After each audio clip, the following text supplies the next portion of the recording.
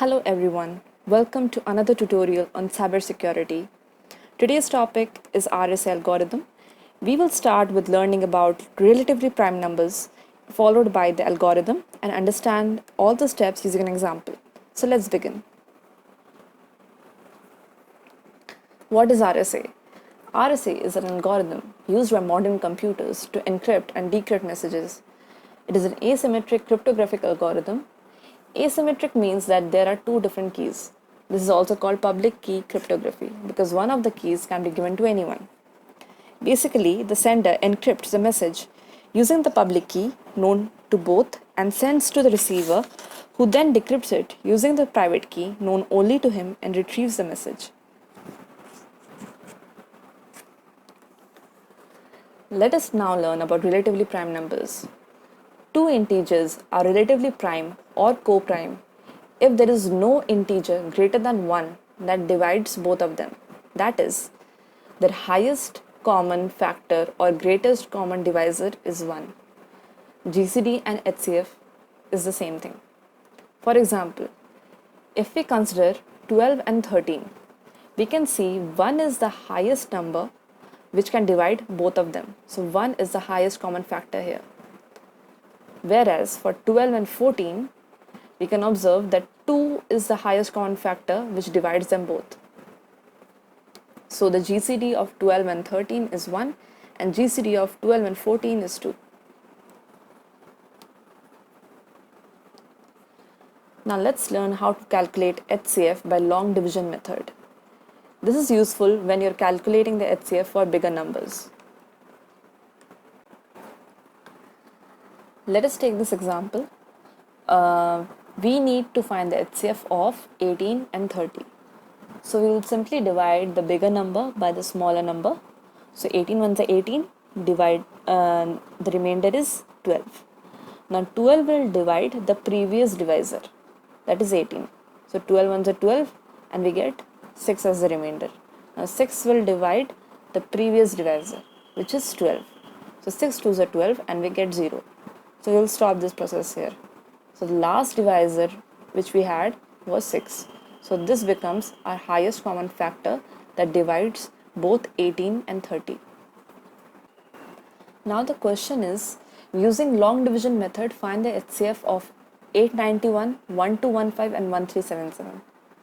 The process to do this is, first find the HCF of the first two numbers, then divide the third number by the HCF that you just calculated. We will see how. So the first two numbers are 891 and 1215. So as you saw earlier, we will just follow the same long division method, and at the end you got 81. So 81 is the HCF for 891 and 1215. Now to find the HCF of all the three numbers, we will divide 1377 by 81. So 81 goes 17 times and perfectly divides this number. So we got 0. This might have continued for another 2 or 3 steps, but we are lucky. In the first go we got this remainder 0. So 81 is the HCF for these three numbers. So this is how you calculate the HCF of three numbers. Now let's come to the RSA algorithm. So the main thing that you need to know about RSA algorithm is that you will be given a plain text M and you have to calculate the ciphertext block C. So during encryption, the sender will encrypt the message M and just create a ciphertext block C and send it over to the receiver, who will then decrypt it and get the message back, which is M. So both the sender and the receiver must know the value of N. What is N? We will just discuss. The sender knows the value of E and only the receiver knows the value of D. So for the public key we will use the value E, and for the private key we will use the value D. So the private key and the public key is represented by PN and PU respectively. So PU is E, N and PR is D, N. We will see all the steps in detail. So these are the steps involved in RSA key generation. So given two prime numbers P and Q, where P is not equal to Q, we will have these 7 steps. So one by one, we will explain each step and calculate the values, and then we will perform encryption, decryption, and see how the message is sent from one person to the another safely. So let us understand with an example. Given two prime numbers, P is equal to 7, Q is equal to 17, and the message to be sent, M is equal to 19. So I have taken a screenshot of the first 4 steps here. The first step is calculate the value n, which is the product of P and Q. So this is simple. So P into Q is 7 into 17, that is 119. So the value n is 119. Next step, we have to calculate phi of n. It is represented by the product of P minus 1 and Q minus 1. So 7 minus 1 is 6 and 17 minus 1 is 16. So 6 into 16 gives us 96. So phi of n is 96. This phi of n is also known as Euler quotient. Now the third point is we have to find a value e such that GCD of phi of n and e gives us 1. That is, those two numbers are co-prime. So to find co-prime numbers, we should first start selecting prime numbers. So if we consider 2, then 2 already divides 96. So there is no way that we will get the remainder 1. If we go for 3, 3 also divides 96. So we strike it out. Then we come to 5. 5 does not divide 96. And we will certainly get a remainder 1 if we divide 96 by 5. So we can choose 5 for the value e. Next step is to determine d such that d into e is equal to 1 mod 96. What this means is we need to find a number such that after multiplying it with 5 and dividing it by 96, it should give us remainder 1. This can be represented as follows. So this number 5d, when divided by 96, should give us a remainder 1. Since this number is divisible by 5, it should either end with 0 or 5. And if we need a remainder 1, then this multiple of 96 should either end with 9 or with 4. But 96 can never have a multiple ending with 9. So we need to find a multiple ending with 4. So let's see all the possibilities. Starting with the first multiple, 96, this will not help. The second multiple is 192, this will also not help. 96 3s are 288, this will also not help. 96 4s are 384. This can help because this ends with 4. So for this, the number 5d has to be equal to 385 to give us a remainder 1. So solving the equation, we will get d is equal to 77. We could have saved time by going through the multiplication table for 6, since 96 ends with 6. So as we can see in the multiplication table for 6, we can find a multiple that ends with 4 at only 2 places, that is 6 into 4, that is 24, and 6 into 9, that is 54. So we could have directly jumped to the fourth multiple, and if in case that didn't help, we could have moved on to the 9th multiple without trying out the first, second, and third. Okay. The 5th step is to calculate the public key and the private key. So public key is E, n and the private key is D, n.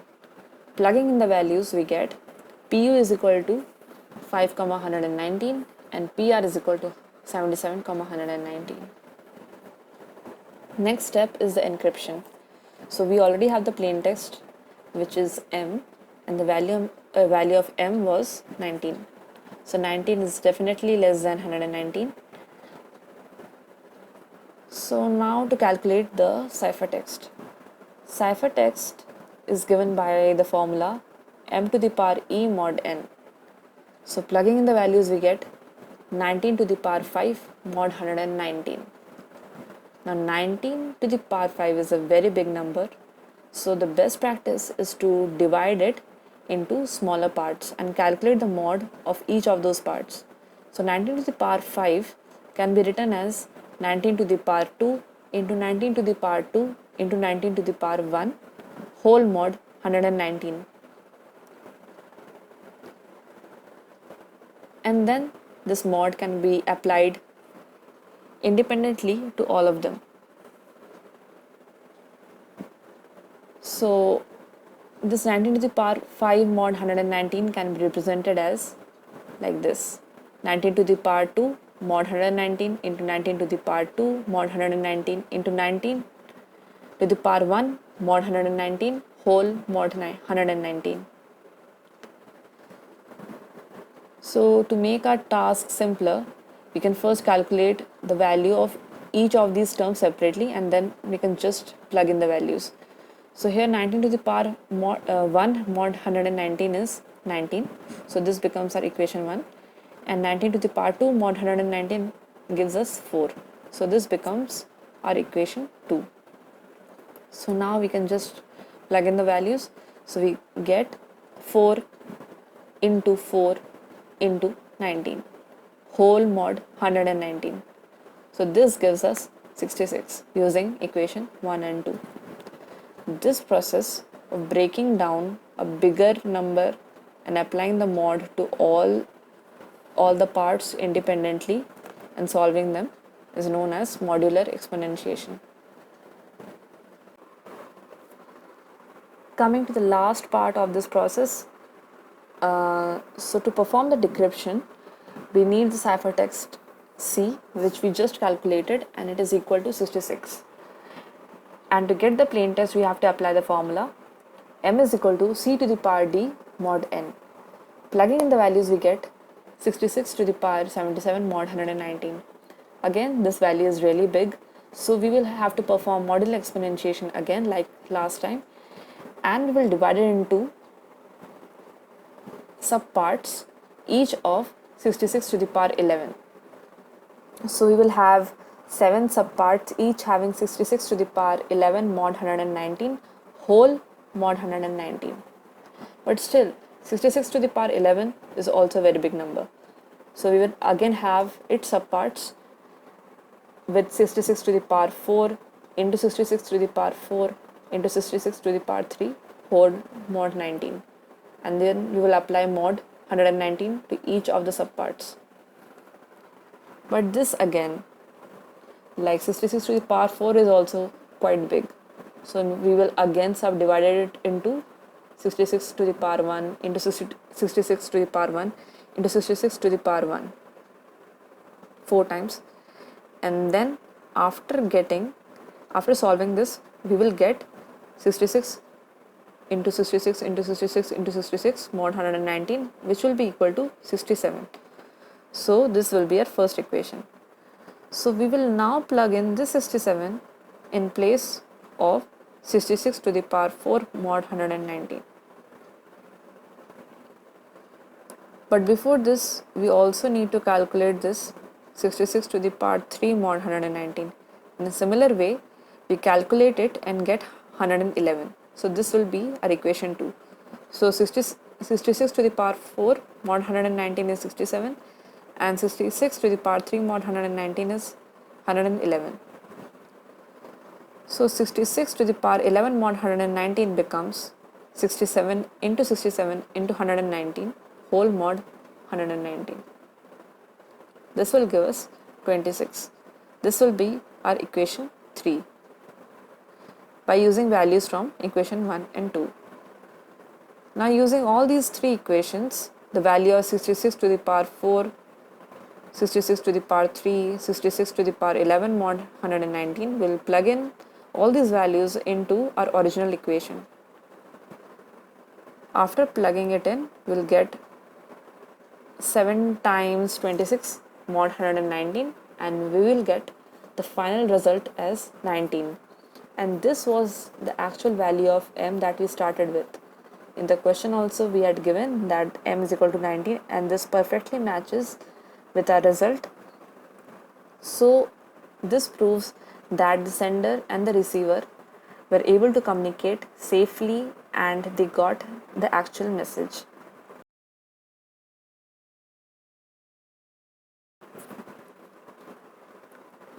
So this is how RSA works. Here are some other theoretical knowledge about RSA which you can go through.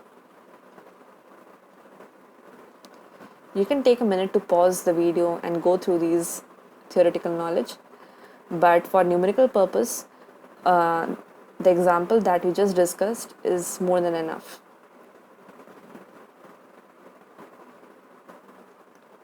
So thanks for watching, guys. If you found this video useful, please drop a like or comment and do subscribe to my channel. Thank you.